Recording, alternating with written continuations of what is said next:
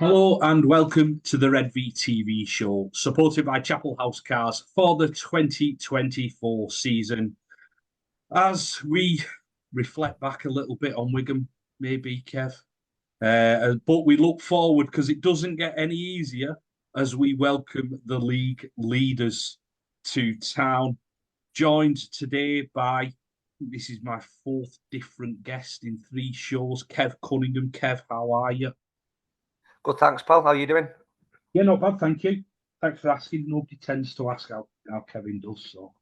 Didn't quite understand what you meant then when you said reflect on the Wigan. I don't know. Yeah, I was gonna say I don't necessarily like doing the questioning on instant fan reaction. I prefer answering. And the lads who did it, I mean, for a start, I can't believe so many people got suckered in by who's the halfback they're missing? French, is it? I can't believe so many fell for that. As soon as Smudge had said it, I knew he was going to be reeling people in. But yeah, if it was me giving my opinion, Kev, Pat was second best. Didn't look like creating unless Harry Robertson was involved. Harry Robertson possibly needs to get involved a little bit more. When we do create, our confidence is that low that we take the wrong options and we try offloading instead of potentially just rolling over the line. Our discipline, which I'm sick of talking about, is shocking. The 1%ers we don't do. So Marshall's try where he goes in the corner and we just switch off, allowing him to come in another 20 metres. I think that's a mistake you're going to get from a young lad who's just playing his trade. I'm not laying massive blame at him for that one. It's one of those things. Flat play. You saw Wigan were a little bit deeper for the passes. You saw that we weren't. We were more in a line. They had depth. They had runners. They had offloads.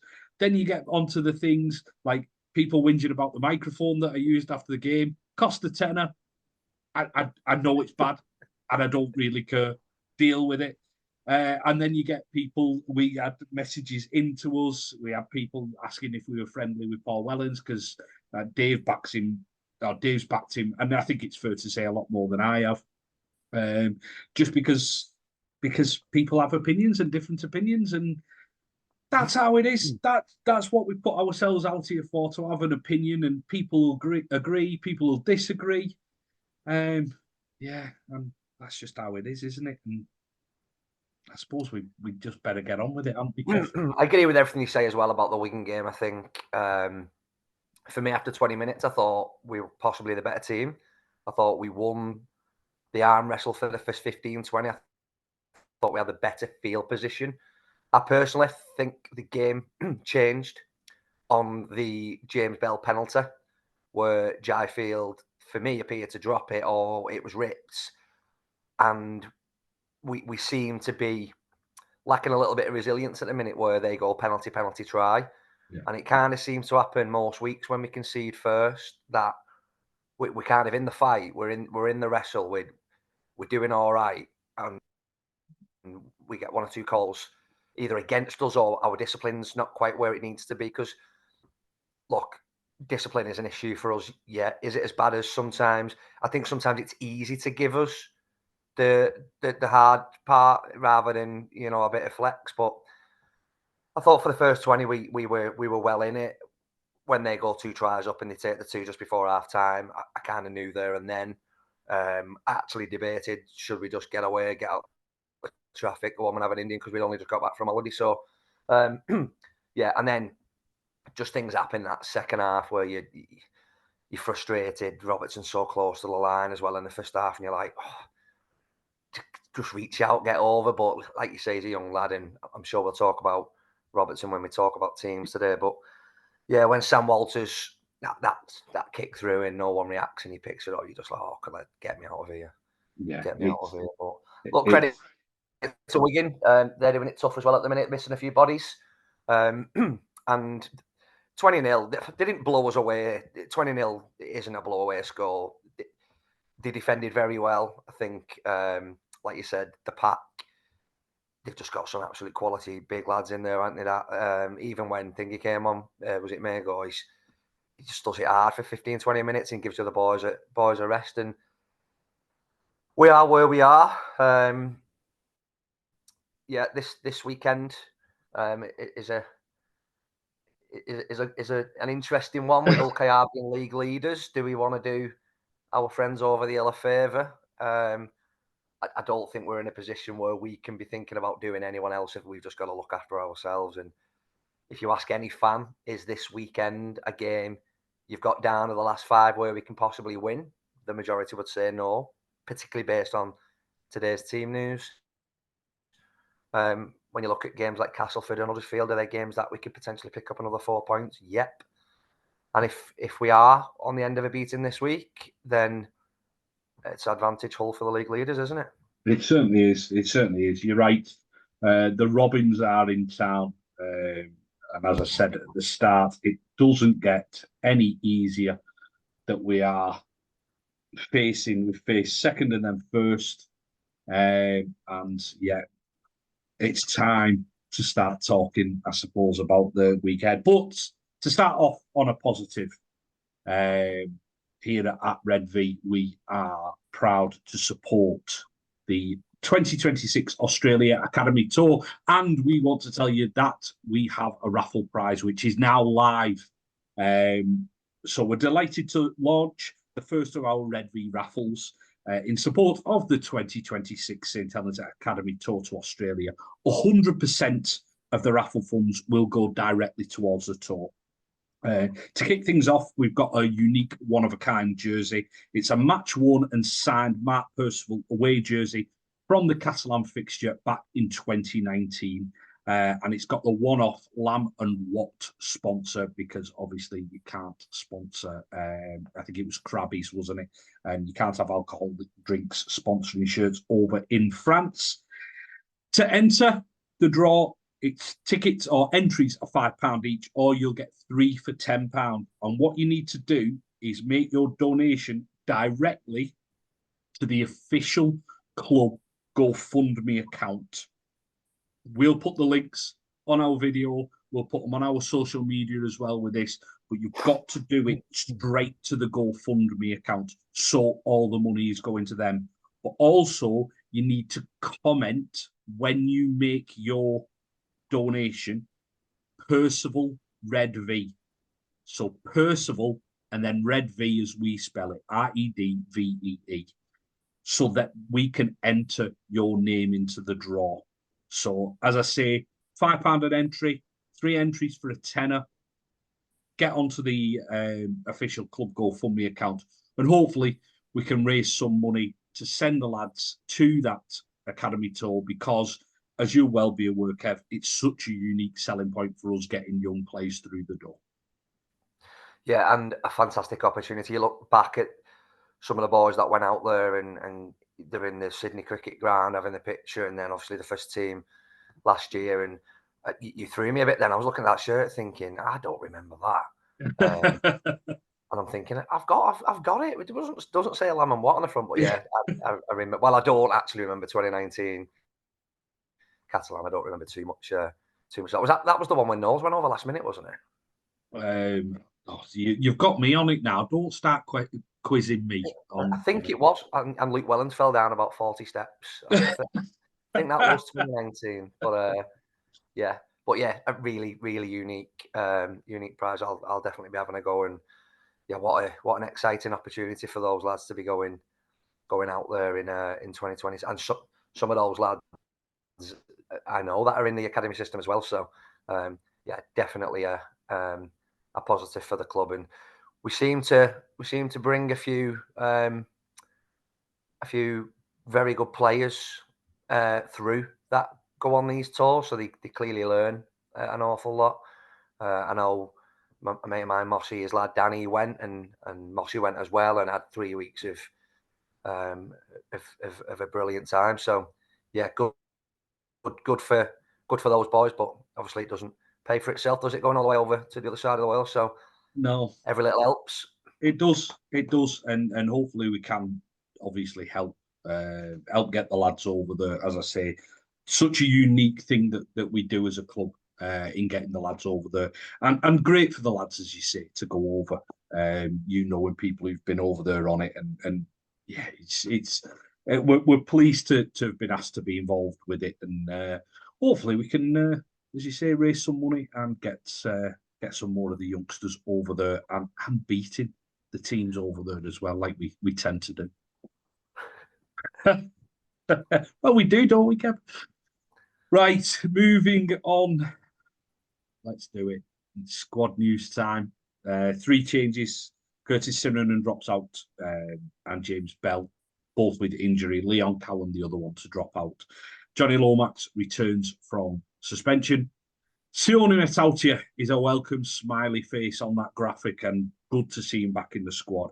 And then, obviously, number 35, the newest squad number off the ranks, George Whitby, has been named in the 21. Now, Kev, we're in a WhatsApp group, and I have asked people in their opinion on whether George Whitby's ready, whether Will Roberts is ready compared to him, who they would go with. There's a lot of clamour for George Whitby. Do you see either of them playing this week? Personally, if it was my decision, given that their opposite number is going to be the likely Man of Steel winner, in Mikey Lewis, who is arguably the best player in the league at the minute. If I was in Paul Wellens' position, would I throw either of those in at the deep end like that? I don't think I would, personally. I've watched both lads for several years, going down watching obviously the reserves and the under 18s with Mossy and whatever. Both outstanding talents. They flew George out to Australia and gave him a kind of job of watch all this of Nathan Cleary, learn to do that. We want you to come out and do that to us in every training session, kick us to death, and he did. He's got a fantastic kicking game. My worry with both of them, the young probably still a little bit slight in terms of when you look at some of the forwards and some of the work that they're going to have to get through, because it's not 1980s rugby where scrum halves can go and have a rest on the edge and don't get peppered. You know full well now everyone's got to be able to contribute defensively, and the game's evolved so much. So personally, my choice would be to bring Ben Owen at fullback and get Harry at 6 or 7 with Johnny. 2 pivots either way, aren't they? So that would probably be what I'd do. Do I think he'll do that? No, I don't. I think probably Will Roberts is the one who's been in and around the squad for a couple of weeks, and if we look back historically, this is George's first time named in the squad. So if you go on form, then it's unlikely that he'll be in the 17, but he's in and around the squad.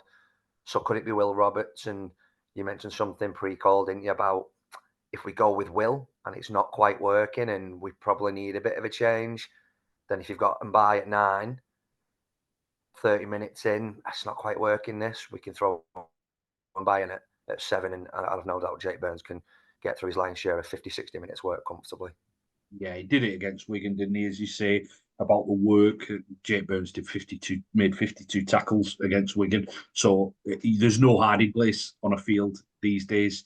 And I'm mindful of the Huddersfield game where we started John Bennison at fullback, and it wasn't John Bennison's fault that he ended up coming off, but we just changed things up a little bit and restructured the spine, and obviously ended up just about sneaking the win in that game.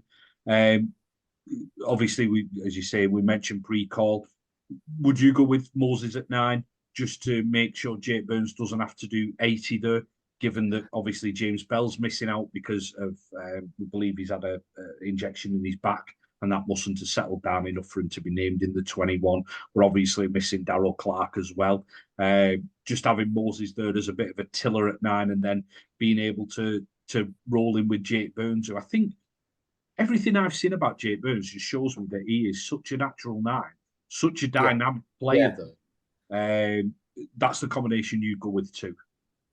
Yeah, I would, because I think the ruck is going to be really important on Saturday. We've got to try and start winning that ruck and getting out quicker. Like you said, we look back at Wigan Wigan. Was our shape quite right? Probably not. Did we utilise our dummy runners effectively? Probably not.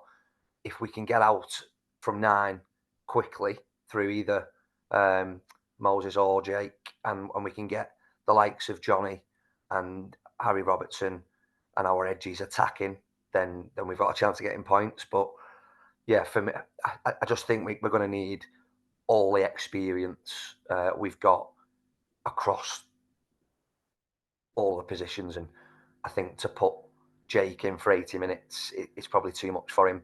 We've got options at 6 and 7. We've got loads of options, and that's the beauty of having such a talented squad. I've looked at probably 3 or 4 positions, and it's took me a while to get my head round. And you're looking at fullback, you could probably have 2. You could technically even have 3 different players play at fullback, including Makinson. You're looking at centres. Blake's definitely going to start. Makeson's going to start on the wing. Is it Vaughan or Davis? Or do they go with Batch again? Is Sione fully fit? With Bell missing, does Batch need to go into second row? So put it this way, mate. I had an headache trying to work out what my 17 would be. God knows how well I was feeling. He'll have to have a few glasses of red wine, I think, to alleviate that. But as you say that, I'd like to point out that isn't red wine that I keep drinking out of. You're right. When it comes to, like, I obviously, when you said you joined me today, I obviously asked you to have a look at the team that you'd pick, and I looked at the team that I picked. And you're absolutely right. I kept on crossing players out. I don't necessarily like Iggy Parsi at 13, but I can see that having to happen again just because of who we've got. I mean, we're basing this on everyone in that squad being fit and ready to go. But I can see Iggy having to go at 13 and us trying to get that role on early. Said at the start, our Pat was second best. We needs to step up this week and try and dominate. Hull KR. But I was looking at this and thinking, who would I go with in the centres? You mentioned Johnny Vaughan. I'd go with Vaughan in the centres. I thought he was, again, another bright spark. Is it a bit much asking him to go and play left centre this week? No, I don't necessarily think so. And I think it possibly then pushes you into the half-back issue of, do you go with Lomax and Davis if you are going to start a Johnny Vaughan at second row? Because you don't want to put... I don't think Wello wants to put too many youngsters in all at once and crush confidence. You see our players get built up, and I'm going to mention George Whitby in this as well. They get built up at the level of academy and reserves, and then they get into first team rugby and they start playing the Saints way. Players like Lewis Dodd were touted as the next big thing. All of a sudden, you've got fans quite happy that he's going. You have Danny Richardson, probably another one who's touted as, you know what, he's a great kicker, next big thing, ends up going. The list goes on and on. I personally don't like the pressure going on these young lads. So having a lot of them in the team at the same time, and I know people will disagree with me, and that's absolutely fine. I think with where we are at the moment, having these players surrounded by squad players, surrounded by their peers who have just come out of the academy, just got their A-level results, could well be detrimental to their future. I don't know if you agree with that, or if you think that, you know what, just get the young lads in because we're in a hole and we might need them. Yeah, I do agree with that. I think the one that probably has gone a little bit more under the radar is Will Roberts. Yeah. There's not been the commotion, if you like there has with Harry Robertson. And look, we throw these young lads in. Look at Regan Grace at Wigan a few years ago. We threw him in. He goes the full length of the field against Wigan away, scores a try. We throw Harry Robertson in. No one knows if he's ready or not for that level. Everyone's seen how good he was in the academy and the reserves. He comes in. For me, watching him, it's like watching Jack Welsby. The way he shrugs players off, the way he moves across the line, it's almost as if they're the same player. They've got very similar attributes. Obviously, Harry's 2 or 3 years younger than Jack, so he's got to fill out a bit. He's got to develop. He's got to grow into the role. So I think Ben Davis we could have a 20-minute conversation. The lad's never let us down. He's never let us down. He's always put his hand up. He's always put a shirt on when needed, and he's always give his best. Is what he gives as his best good enough? Some people will say not. I don't have any issues with the lad. I thought last week he was on a hiding to nothing anyway. The minute he's named at 6, I like his kicking game, but I thought Jai Field dealt with it very well.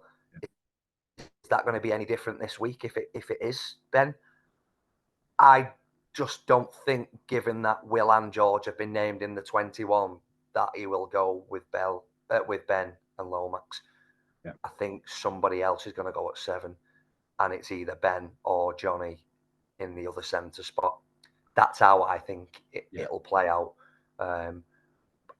And the reason George might be named is there might not be any other players fit and able to play because we're under that much pressure at the minute. But yeah, for me, I just don't see George making the match day 17. And I think Roberts has probably got a chance if Harry Robertson remains at 1.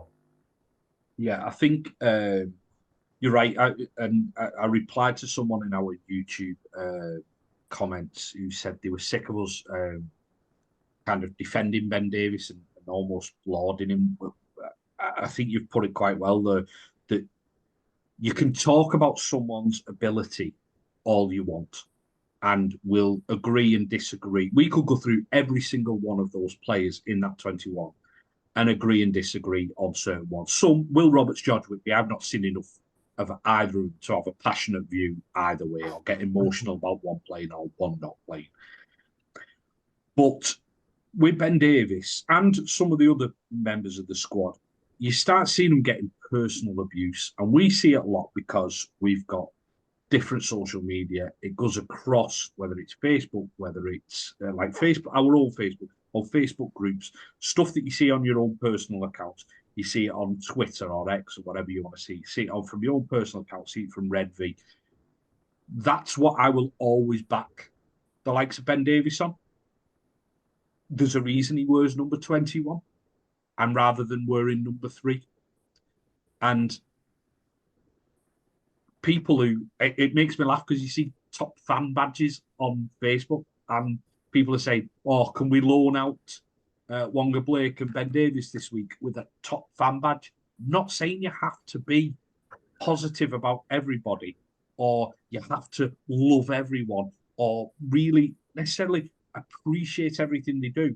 No one's going out there to have a bad game, make a mistake, anything like that. And as you say, Davies was on a hiding to nothing. I've not got him in my team. I don't think I've got him in my 17 this week. He's on a hiding to nothing. But when you pack second best, there is absolutely no way that him. I thought Moses was bright first half, and then second half as a team we were just beaten. You're not going to be able to create anything. And for a lad who's a squad member who fills in 3 or 4 different roles, there's a reason that he wears 21. There's a reason he's a squad player. There's a reason he's been kept round as long as he has. Will he be here next year? I'd have thought possibly not. It depends on recruitment, on whether he wants the deal that we offer, if we do offer a deal. It's just the cyclical nature of a squad. I don't want to push too long on it because I feel like bringing it to the fore time and time again is possibly a little bit detrimental because you get people pushing back. It's fine to have a different opinion. Absolutely fine. Get personal about it. And to me, you're being an idiot. You're being stupid. And that then negates anything you say beforehand. Anyway, that's me on my soapbox there, Kev. Just getting a little bit angry. Anything else regarding the squad? Do you see any changes? Kind of, I think Ritson's nailed in on that wing nowadays, isn't he? Yeah, and again, another player we can talk about in terms of probably not had a good time of it the last 6-7 weeks is young John Bennison, because again he's another one. Scored a grand final try, never really let us down. Become more and more solid under that eye ball when he was playing. Does he play? Probably not. So does that then mean that the wingers are Ritson and Makinson? More than likely. I think the backs, once we know who plays 7, the backs will kind of sort themselves out.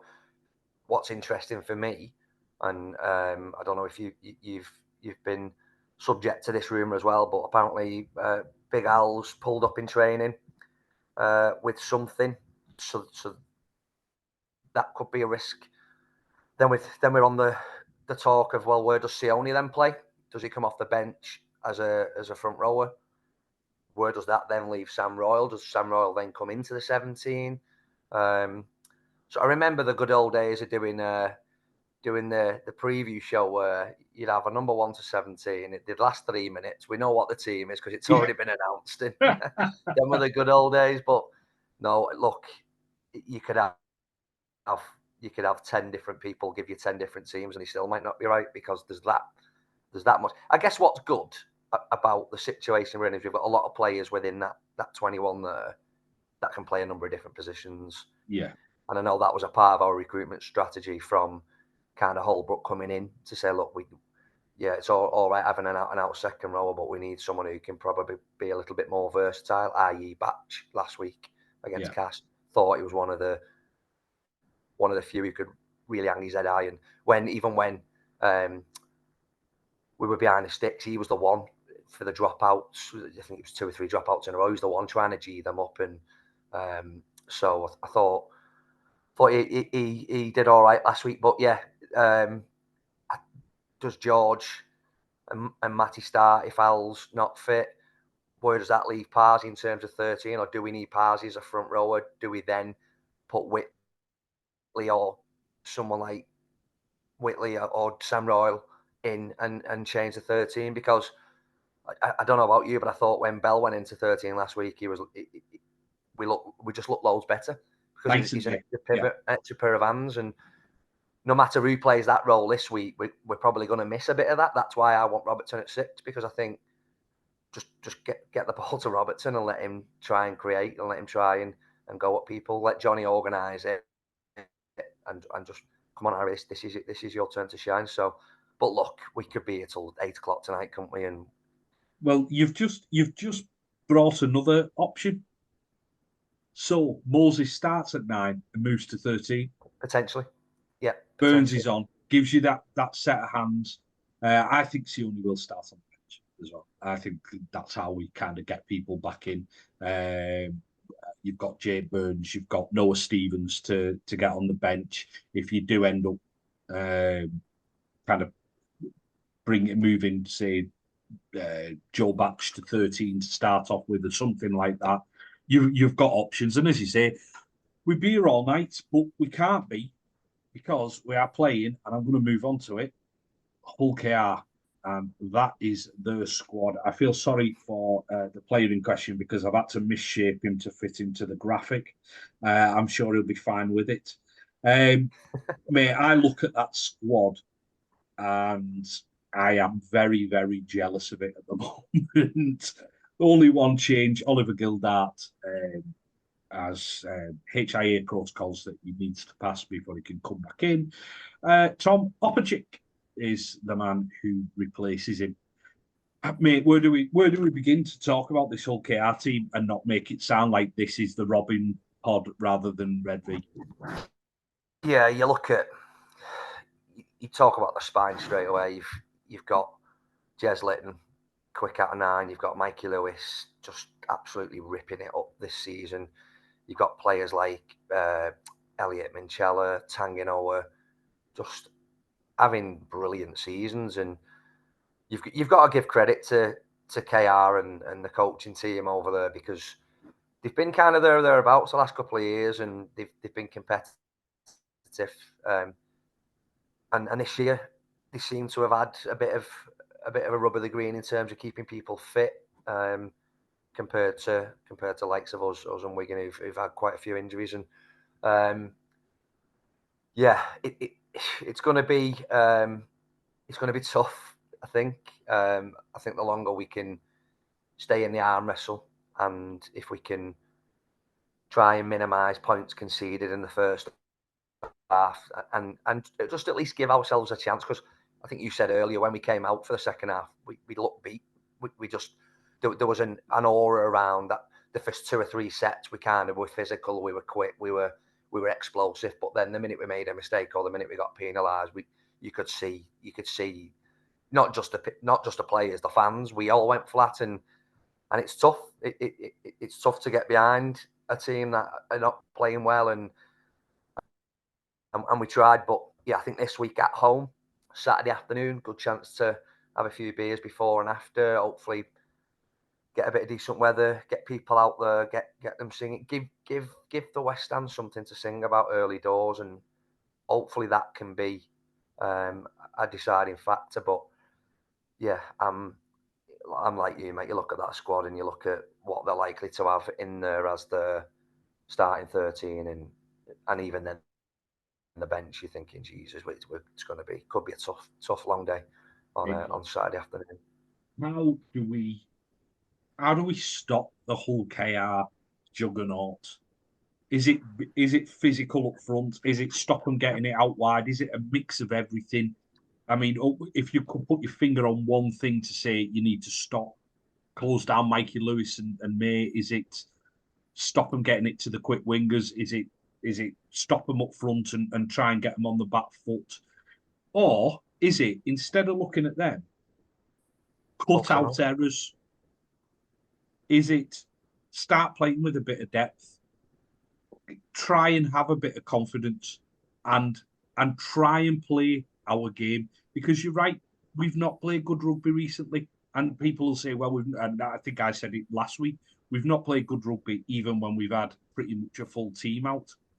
Is it just about, instead of thinking we need to shut, you do still need to shut Mikey Lewis down. You still do need to stop him getting out to the wings and getting beaten on the outside. You do need to stop the props getting a roll on.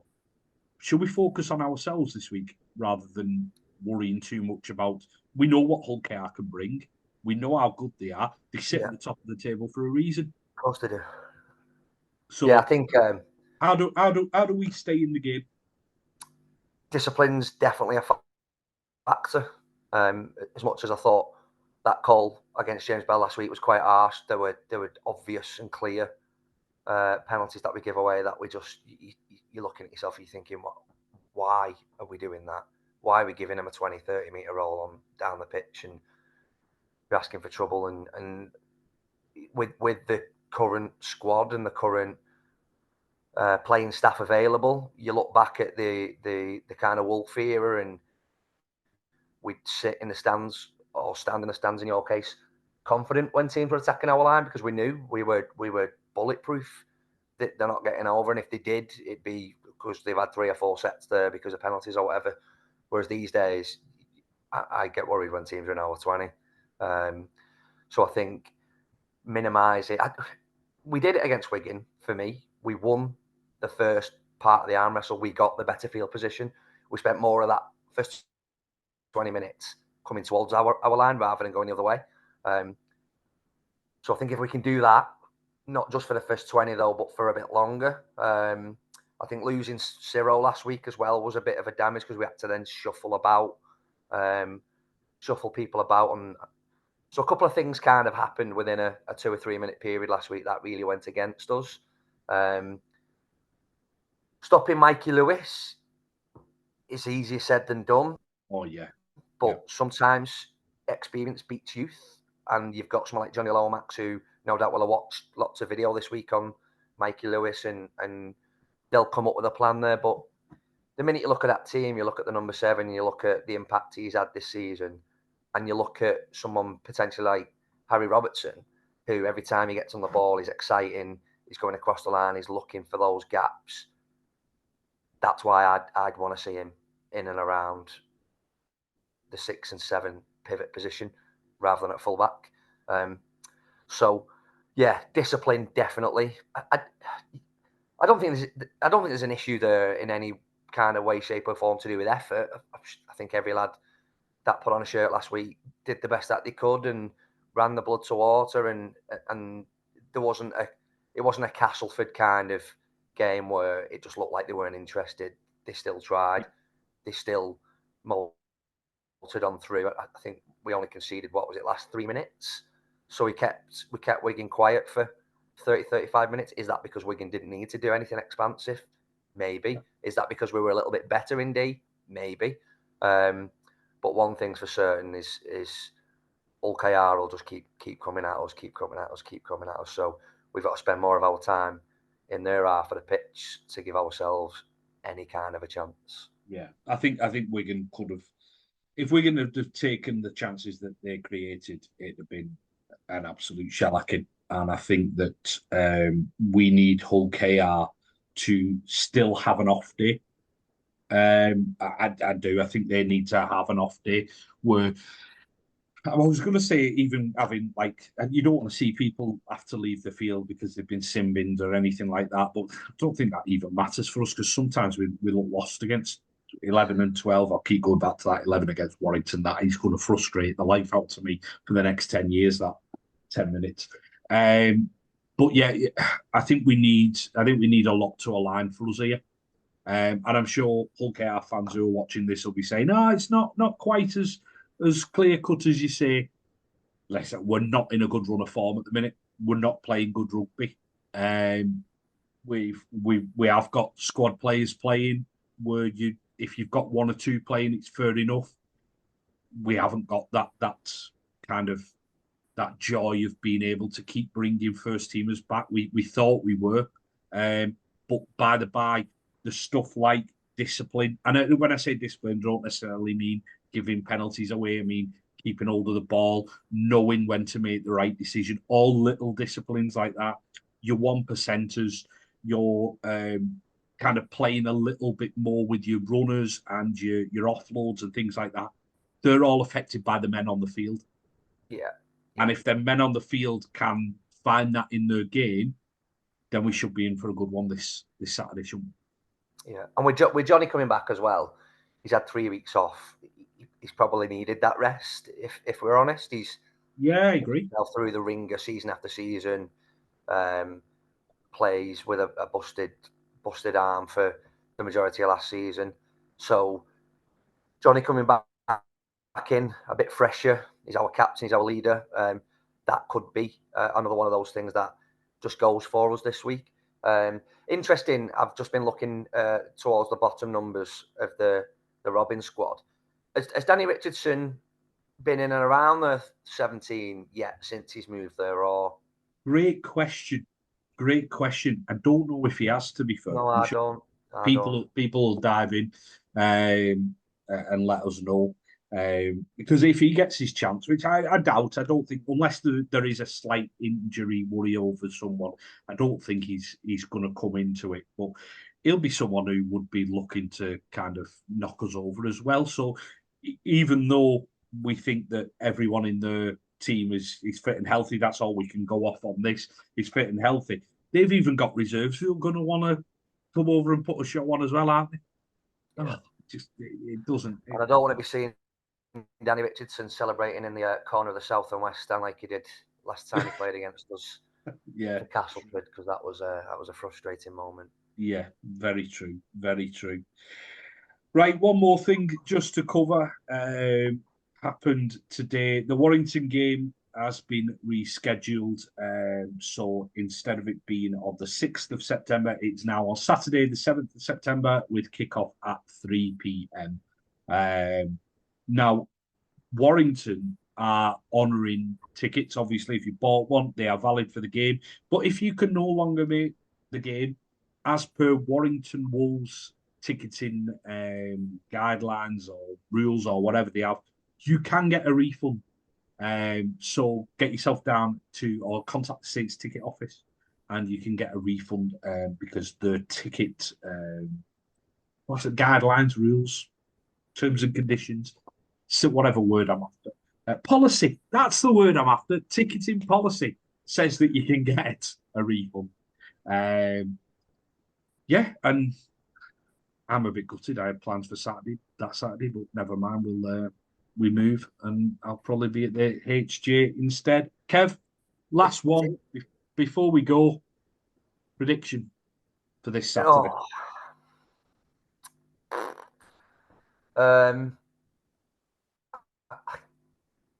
if Harry Robertson plays, I'm going to give you 2 predictions. Yeah, okay.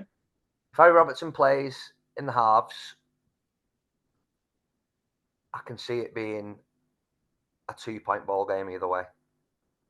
Not a great deal of points scored, an 18-16, a 20-18, something along those lines. If Harry plays fullback, I think KR probably beat us by 3 or 4 converted tries.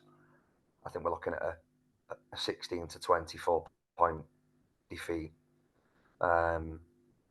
So, yeah, I hope it's the former, and I hope I'm wrong. I hope we win 38-0 and people come on and go, "Oh, you don't know what you're on about." Yeah, I'm right. You're right. I don't. We've won. 2 points will be 2 points, but it's always hard giving a prediction for your own team when you don't think you're going to win, because the very nature of, like, look, we were saying to Clobber all the time, you go to every game, you spend half your disposable income on this club, and it kills you. But we've got to be realists, and we've got to understand that we've had 4 or 5 very, very, very good years. We've got an aging squad. We knew it was coming. There are things changing. You can't win it every year. You can't win every game every year.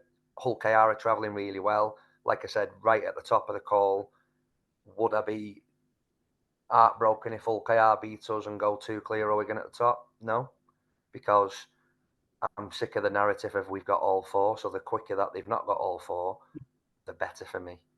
Yeah, I think I said when we were at Hull KR earlier this year that they are serious contenders.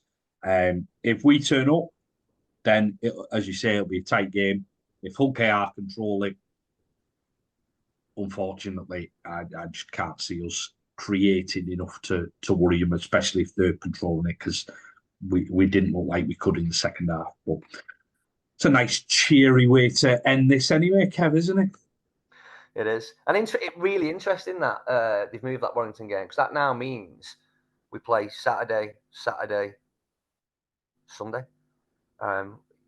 Get the history people who watch this to go back and see when's the last time we did that, because Friday night's been our rugby night, hasn't it? And Friday interesting night, we've got 3 in a row, Saturday. Saturday, Sunday, isn't it? Yeah. Saturday, next Sunday, and then the Saturday, and then is it Cass at home Cass. Friday? I get laughed at because I've got a calendar with all the fixtures on, but it's the easiest way to have a look at it. So yeah, then it's Cass at home, then Lee away. And I was at a darts thing on Tuesday night with Joshua, and there was a guy there with in the Windle pub in St Helens with a Lee Leopard's top on. I was looking at him, I was thinking, what are you doing? Got talking to him, and he seems to think that they're going to do all right up until that last game, and he thinks that last game could be the decider between us or them making the 6. I disagree with that. I just can't see Salford and Catalan getting more than 2 wins in the next 4, and I can see us getting 2 wins in the next 4. So, and I can't see Lee. They've got to play Hull KR and they've got to play Warrington. They almost need to win every game, don't they, to have a chance going into that last game? Let's hope they're out the equation, because I still think we can finish 4th. Having looked at all of the remaining fixtures, I still do think we can finish 4th. I think that would be a very, very good outcome given the season we've had so far. A home eliminator, and then we'd have to go to either Wigan, Hull KR or Warrington. 1 game to get to Old Trafford with boys and troops back. Stranger things have happened in the world of rugby league, Kevin. They certainly have. I tell you what, that's a nice positive way to end. There we go. Good flip. Right, thanks for joining me, Kev. Don't forget to like, share, and subscribe. And we'll catch you after the game on Saturday for an instant fan reaction. See you soon.